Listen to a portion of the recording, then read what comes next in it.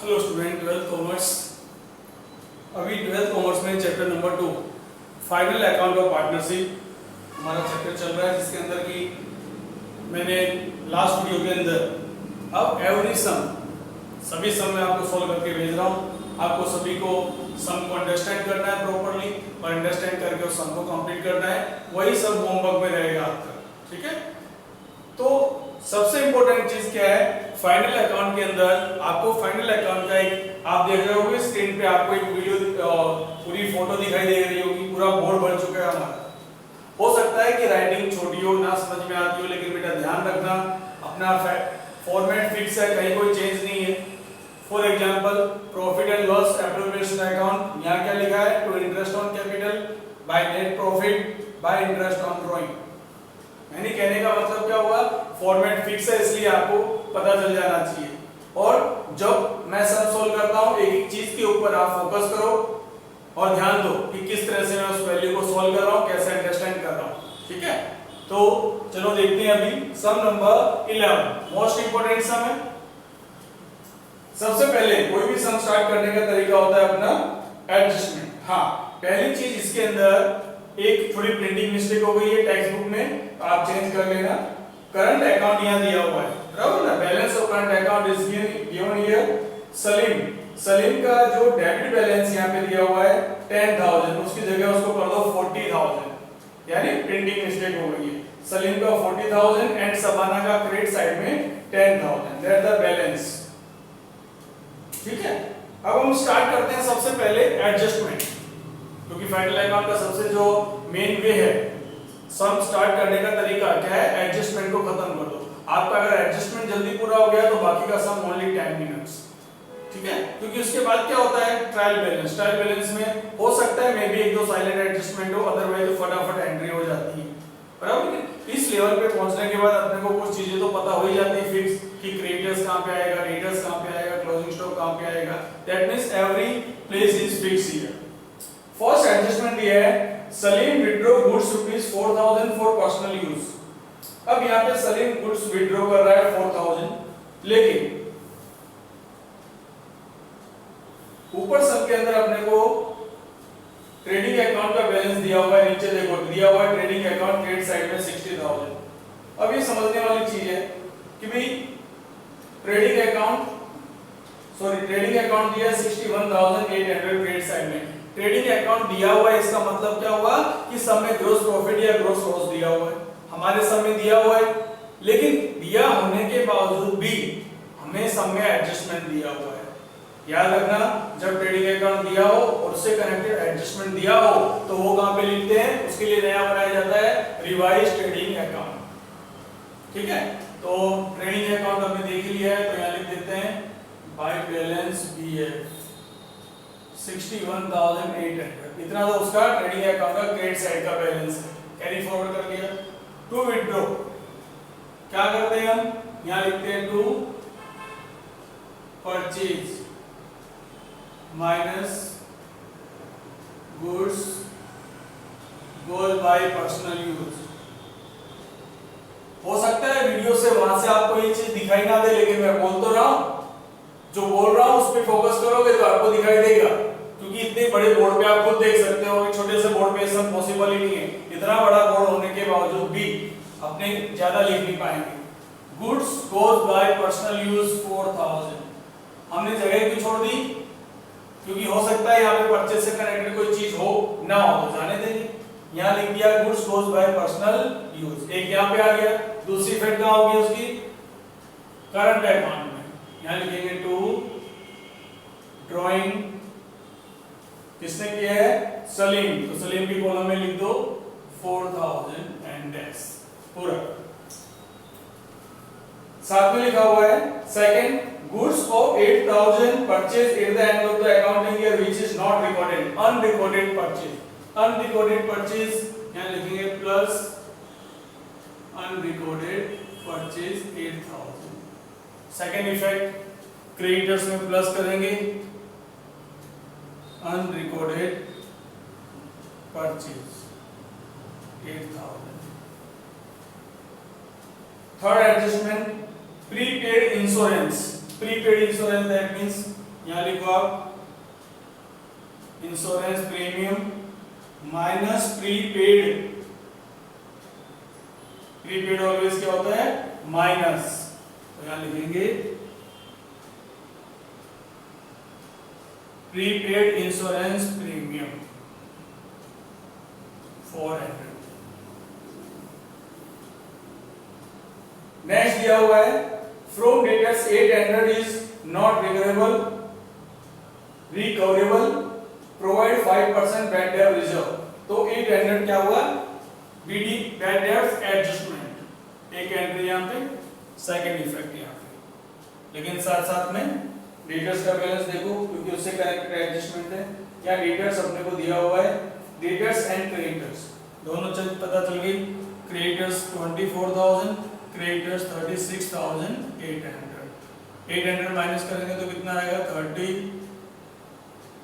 मैं जो बोल रहा हूं उस पे फोकस करना। 36,000 का 5% 1800, 34,200। ये दोनों चीज यहाँ पे दोनों के दोनों एडजस्टमेंट किए, लिख दिया। Discount reserve debtor is not required. Discount reserve debtor है ही नहीं, लेकिन अगर इंफॉर्मेशन दी है तो कहीं ना कहीं होगा, और होगा तो उसे रिवर्स कर दिया जाता है, बराबर कि नहीं? जैसे कि डिस्काउंट रिजर्व दिया होगा नॉट रिक्वायर्ड तो क्रेडिट साइड में कर देंगे, bad debt reserve is not required तो क्रेडिट साइड में लिख देंगे। अब दिया है तो कहीं ना कहीं तो होगा। देखो दिया हुआ है सबसे लास्ट में, ट्रायल बैलेंस में सबसे लास्ट में दिया हुआ है बाय डिस्काउंट रिजर्व।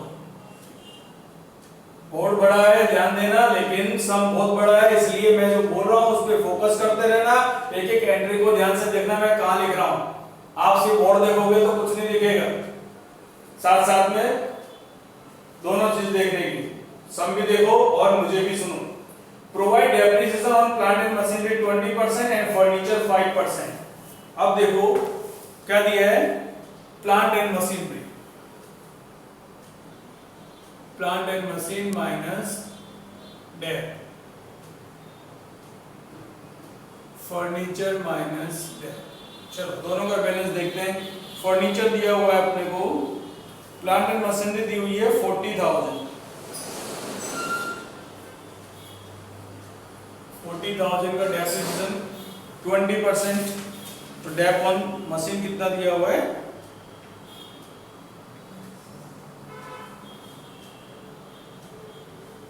8,000 लेस कर देंगे इसमें से। फर्नीचर कितना दिया हुआ अपने को? 10,000। इस पे डेप कितना है? 500, 5%, 9,500 एंड 32,000। ये दोनों डेप कहाँ लिखेंगे? पीएल में, डेबिट साइड में लिखने का। To dep on plant and machinery 8,000, to dep on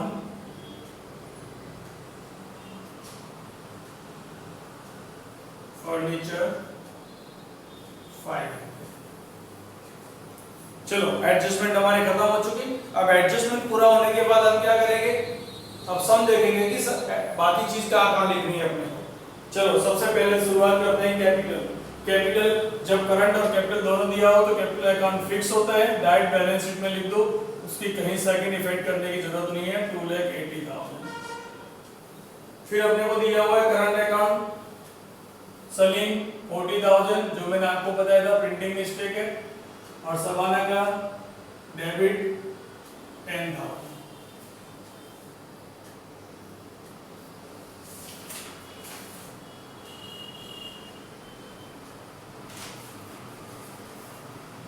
और साथ साथ में इसकी साइड चेंज करो। सलीम का जो बैलेंस है 40,000 क्रेडिट साइड में दिया हुआ है, और सबाना का 10,000 डेबिट साइड में। सिर्फ अमाउंट ही चेंज नहीं करनी, साइड भी चेंज करनी है। सलीम जो है, सलीम का करंट अकाउंट का जो बैलेंस है क्रेडिट साइड में 40,000 और सबाना का डेबिट साइड में 10,000, बराबर नहीं? चलो स्टॉक ऑफ गुड्स यानी क्लोजिंग स्टॉक 54,600। क्लोजिंग स्टॉक के बाद में दिया हुआ है कैश बैलेंस 560, कैश बैलेंस 560, फिर अपने को दिया हुआ है current account with bank, current account with bank, तो दैट मींस बैंक बैलेंस कितना है 14,000। मैं जो बोलता हूं उसके साथ में एंट्री भी देखने की कहां लिख रहे हैं sir. Fixed deposit of SBI, fixed deposit that means investment, fixed deposit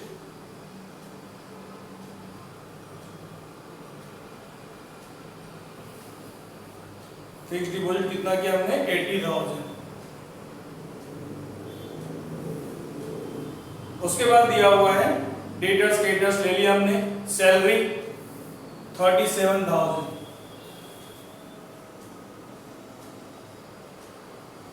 salary से कनेक्टेड कोई एडजस्टमेंट नहीं है इसलिए सीधा आउटर कॉलम में। Land and building 1,20,000,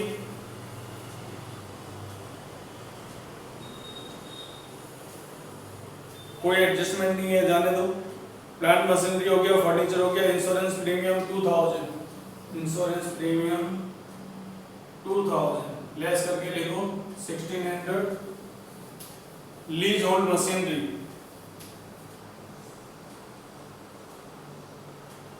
lease hold machine कितने की है 60,000 minus that how many years divided by 5, 12,000। Outer column में कितना 48, और ये क्या लिखेंगे टू डेप ऑन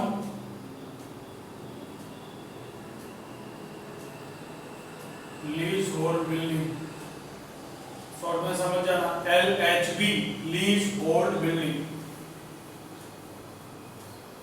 फिर स्टेशनरी एंड प्रिंटिंग 1,200,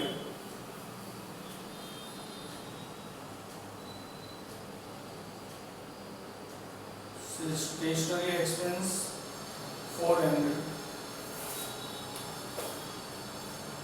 उसके बाद bad debts and bad debt reserve 400 and 2,000 add करेंगे तो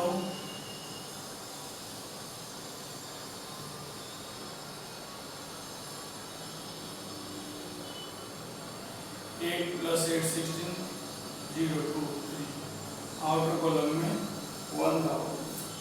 मीडिया का एडजस्टमेंट का फॉर्मेट कंप्लीट हो गया। To advertisement, advertisement, travelling expense, trading expense, ये तीनों की तीनों लिखेंगे। Sorry, advertisement expense,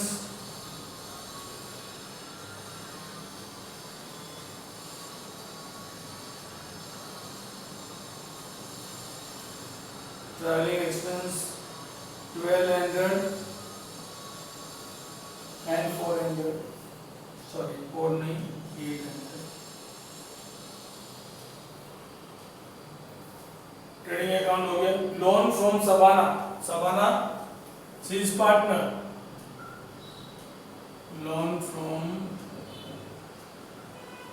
60,000, how many interest 6% interest, 6% interest that means 3,600, और अपने कितना काउंट करना है 6 मंथ लिखेंगे।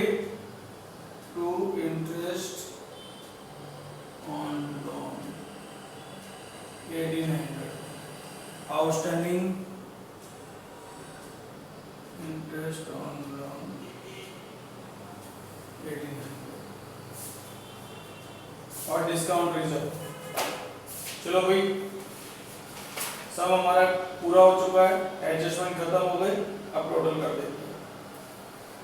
सबसे पहले 4,000, 61,800, 61,800 में से 57,800 to gross profit, to gross मिल गया। ग्रोस प्रॉफिट लाएंगे प्रॉफिट एंड लॉस के अंदर,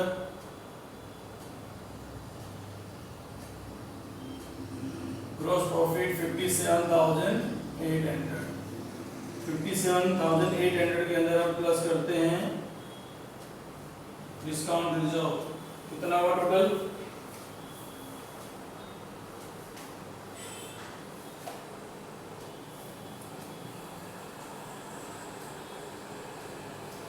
देखो यहाँ पे अपने अगर आप चाहो तो पीएल एप्रोप्रिएशन बनाने की हमें जरूरत नहीं है, क्योंकि कोई एंट्री यहाँ पे आई नहीं है। जब पार्टनर से कनेक्टेड कुछ है ही नहीं, that means interest on capital, interest on drawing, salary, bonus, commission ऐसा कुछ भी नहीं है, तो आप इफेक्ट यहीं पे कर सकते हो, ये अकाउंट सेपरेट बनाने की जरूरत नहीं है। तो अब इसका टोटल करते हैं। टोटल करेंगे तो यहाँ पे आता है अपने को 65,100, यहाँ पे आया 65,100 बाय डिविजिबल लॉस। नॉर्मल सम में क्या आता है प्रॉफिट, लेकिन इस सम में क्या आ गया अपने को डिविजिबल लॉस। कितना आया 6540। अब क्या करना है, इसको डिस्ट्रीब्यूट करना है किसके अंदर, सलीम और शबाना। पीएल रेशियो दिया हुआ है अपने को, प्रॉफिट शेयरिंग रेशियो दिया हुआ है, नहीं दिया है, और नहीं दिया है तो सबसे बढ़िया होता है 50-50, 3270, 3270। लॉस है इसलिए 2,